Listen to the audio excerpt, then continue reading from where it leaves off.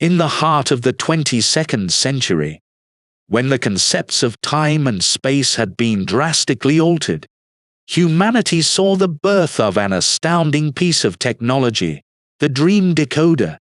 Nestled in between the gleaming skyscrapers and neon-lit streets of New London, the headquarters of Dream Industries, the creators of the device emerged as the pinnacle of this revolutionary era.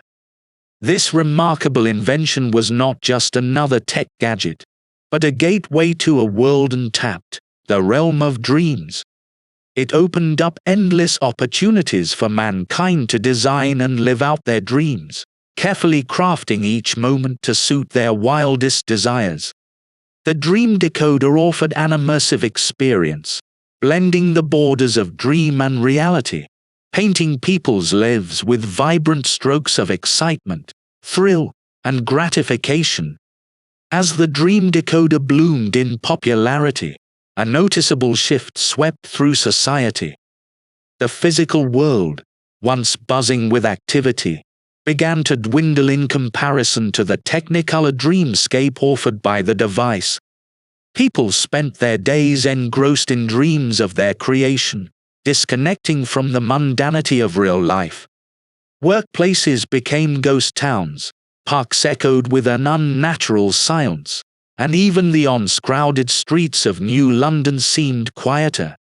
Our protagonist, Thomas, a talented computer engineer, found himself at the center of this societal shift. His job was to intricately design and personalize dreams for his clients, using the dream decoder. He was a maestro in his field, conjuring dreams so captivating that they felt more vivid than reality itself. His name was celebrated on digital billboards across New London, and he was admired for the dream worlds he created. As the dream decoder proliferated, an unforeseen consequence began to permeate society. Like a captivating novel or a compelling film, the dream worlds offered a compelling escape from the regular humdrum of everyday life. It was escapism that became increasingly prevalent, with people dedicating more and more hours, engrossing themselves in their self-crafted dreamscapes, essentially living into realities. This growing trend did not escape Thomas's attention. From his unique vantage point, he observed the mounting disconnection between people and their real lives. Days were being lost to dreams, relationships were strained as people opted to interact in crafted fantasies rather than face the world's reality. But as much as he recognized the predicament, Thomas himself was not impervious to the allure of the dreams.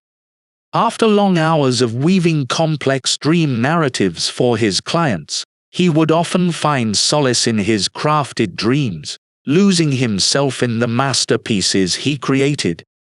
Be it a serene beach under a violet sky or a journey through the mysteries of the cosmos, each dream was an escape from the increasingly deserted reality. However, the line that separated his dream experiences from reality began to blur.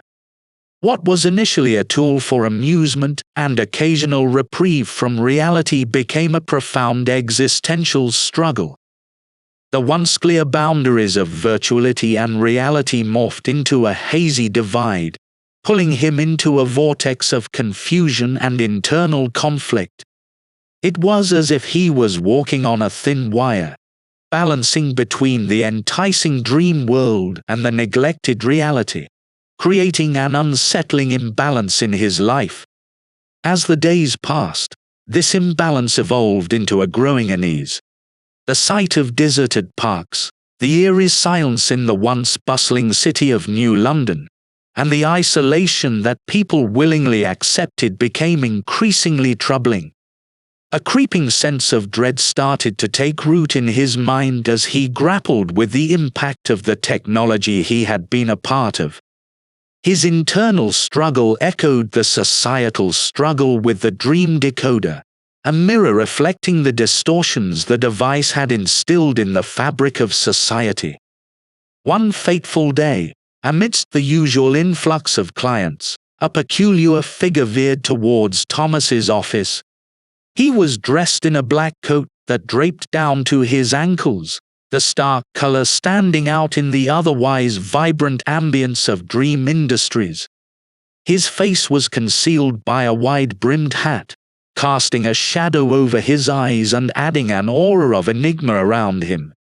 He moved silently through the buzzing office, like a spectre unnoticed by everyone but Thomas. With a slight air of unease, Thomas greeted the mysterious client, who simply introduced himself as Mr. Black. Mr. Black had a request, one, unlike any Thomas had ever heard before. His voice, though calm and measured, held a sinister undertone as he expressed his desire for Thomas to create a dream, not for a night's adventure but a dream he could inhabit indefinitely. The words hung in the air, sending a cold shiver running down Thomas's spine. His heart pounded against his chest, the strange request echoing in his mind. The idea of a permanent dream state was not just unconventional but alarming. It pushed the boundaries of the dream decoder's purpose, and the repercussions were too severe to ignore. Thomas found himself gazing into the concealed face of Mr. Black, his thoughts spiraling into a whirlpool of ethical questions and moral dilemmas. The dream decoder was intended to be a tool for exploration, a window into the fascinating realm of dreams, not a substitute for reality.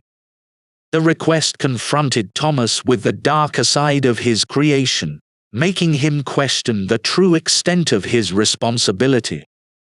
His hands clenched and unclenched, a sign of his inner turmoil. The walls of his office seemed to close in, the air growing heavy with tension. As Thomas wrestled with his thoughts, he realized that the request was not just about fulfilling a client's demand. It was about the moral fabric of the dream decoder, its intended use, and the potential misuse of powerful technology. After a moment of fraught silence, Thomas summoned his courage, his voice firm yet respectful as he declined Mr. Black's request. However, the fallout of his denial was far from what he could have anticipated. As Mr. Black left the office, a chilling grin appeared on his shadowed face, a precursor to the looming nightmare that was about to consume Thomas. That night, as Thomas retreated into a self-created serene dream, he found himself suddenly pulled away, as though yanked by an unseen force.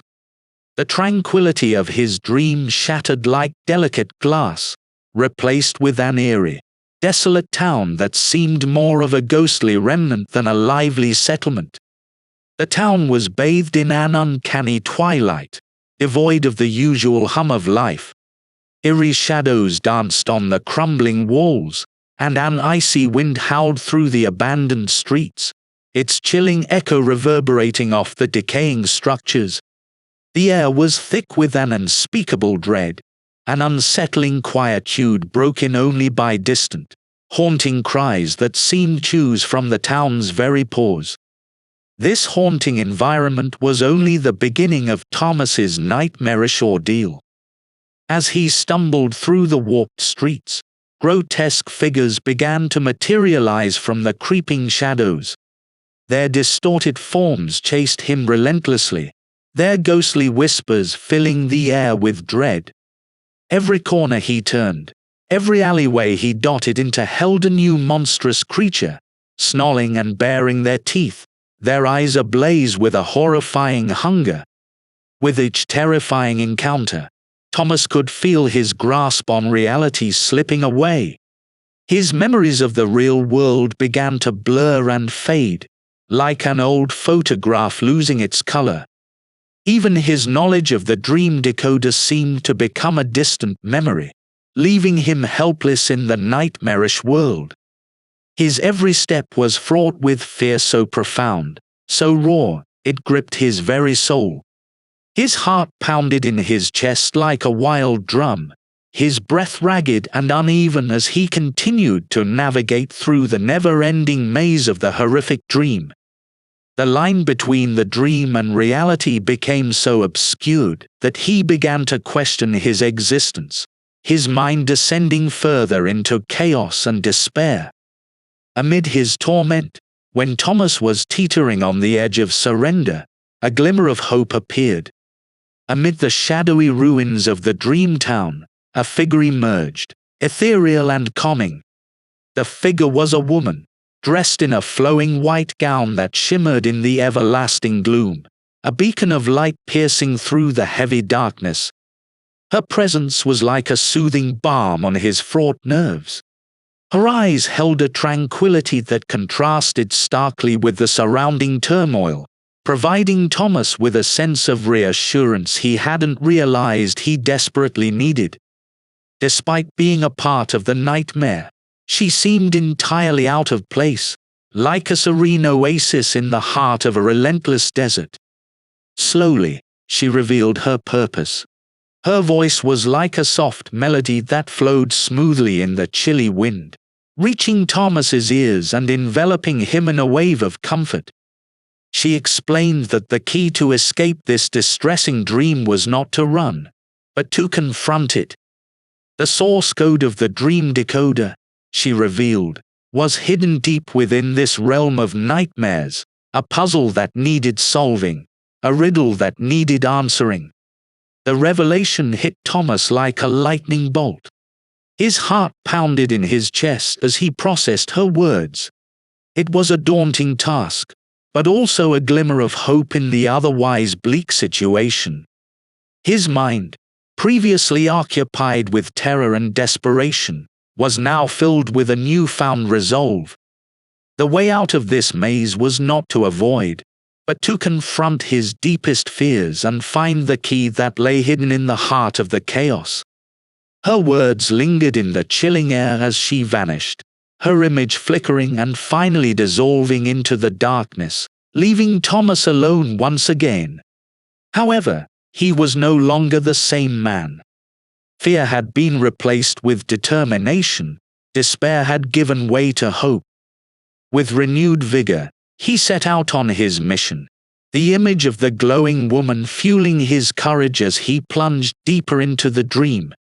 With his resolve firm and his spirit ablaze, Thomas stepped into the unknown, his journey sprawling across the dystopian dream landscape. He trudged through ghostly forests, where spectral shadows darted among the gnarled branches. His courage was put to the test as he fought off grotesque creatures that lurked in the undergrowth, their growls and shrieks echoing in the cold night air. His journey took him across volatile rivers, their waters dark and tumultuous. The gushing torrents threatened to sweep him away, but Thomas pressed on, swimming against the current with all his might. His body battered by the violent waters but his spirit undeterred.